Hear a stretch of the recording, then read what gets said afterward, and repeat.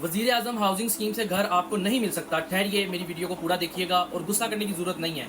जो लोग गुस्सा करना चाहते हैं कमेंट में वो लिखें कि जिनको अभी तक वो कर्ज मिल चुका है, ठीक है। 99% लोगों को ये कर्ज नहीं दिया जाएगा। मैं आपको बता देता हूँ, सबसे पहले आप ये चार्ट देख लें, ये चार्ट बिल्कुल झूठा है। ये चार्ट देखने के बाद ये वाला चार्ट देखें जो मुझे असल में मिजान बैंक ने दिया है। उस चार्ट में कहा जा रहा था कि 50 लाख पे 32,000, लेकिन असल में जो आपको 29 लाख मिलेगा उसके ऊपर आपको किस्त 32,000 देनी पड़ेगी 29 पे। और लाहौर शहर, ये जितने बड़े शहर हैं इनमें एक मरला भी 29 में नहीं आता बना बनाया, ठीक है। एक मरला भी नहीं आता और खाली प्लाट इनकम कैसे देगा कि वहां पे कोई झोपड़ी लगाएगा बंदा, ठीक है। और 32,000 रुपया किस्त है, तो क्या 80,000 रुपया मैंने बताया और उसके बाद उन्होंने मुझे 32,000 मुझे बताया कि मैं किस्त पे करूंगा।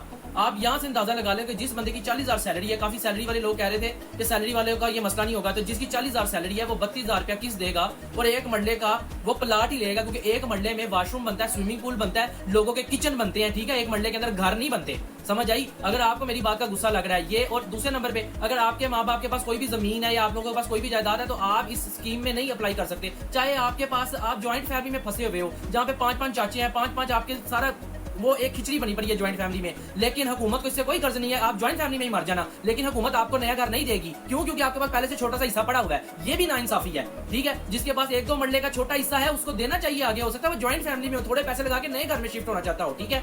दूसरे नंबर पे ये बिजनेसमैन को कह रहे हैं जो छोटा मोटा कारोबार कर रहा है, मैं ऑनलाइन काम कर रहा था छोटा मोटा, तो मुझे कह रहे हैं इतनी ज्यादा पेपर्स लेके आओ रिटर्न्स के। कहां से मैं लेके आऊंगा रिटर्न्स के पेपर? तो आप सीधी तरह कहो कि आपने हमें लोन देना ही नहीं है, आपने हमें पागल बनाया है, ठीक है। और लोग मुझे कह रहे थे कि तुम्हें ऐसे हो जाएगा, तुम्हें वैसे हो जाएगा। पहली बात यह कि हमारी हुकूमत को इतनी बुरी नहीं है, अल्हम्दुलिल्लाह हमारी हुकूमत ने बड़े अच्छे काम भी किए हैं, लेकिन हो सकता है उनको भी ये ग्राउंड रियलिटी ना पता हो कि असल में हो क्या रहा है। तो मेरी वीडियो बनाने का मकसद ये था मैं आगाह कर सकूं अपनी हुकूमत को भी और अपनी अवाम को भी कि ये कोई घर गुड़ नहीं मिल रहे। करें कमेंट लोग जिनको घर मिले हैं, ठीक है। 1% कोई होगा कि वो कमेंट करे और उसका भी फिर बैकग्राउंड निकाल लेना कि वो अच्छी खासे 5-6 लाख रुपए कमाता होगा, क्योंकि 80,000 पे तो 29 लाख रुपए दे रहे हैं, वो भी जलील करने के बाद, और उसमें तो एक मरला भी नहीं आना जनाब।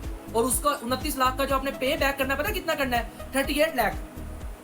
38 लाख आपने वापस करना है। इसलिए जो सपने सोच रहे हो ना घर में बैठ के बिस्तर में क्या बजी घर और ये वो किराए से जान, ऐसे कोई नहीं छुटनी। जो स्कीम बन गई है, अगर आपको बुरा लगा तो वो आपकी मर्जी है, लेकिन मैंने हक सच की बात की है। और मैं कहता हूँ कि यार इस चीजों को देखो, वाकई हमारी हुकूमत भी बुरी नहीं है, दारे कोई बुरा नहीं है, अच्छे हैं हमारे लिए, लेकिन वो इस चीज को देखें। हम लोग टैक्स देते हैं, बाकी मुझे इतना पता है कि हम लोग जो प्राइवेट लोग हैं जो टैक्स देते हैं, जो आम आवाम है, ठीक है, जो रेडी वाला है, जो रक्शे वाला है, ठीक है, जो जॉब करता है, उसके लिए कुछ भी नहीं होगा। ये उन्हीं को दिया जा रहा है जिसकी 1.5 लाख 2-2 लाख, जारी सी बात है, उनके इनकम्स हैं, सीधी साफ सी बात है।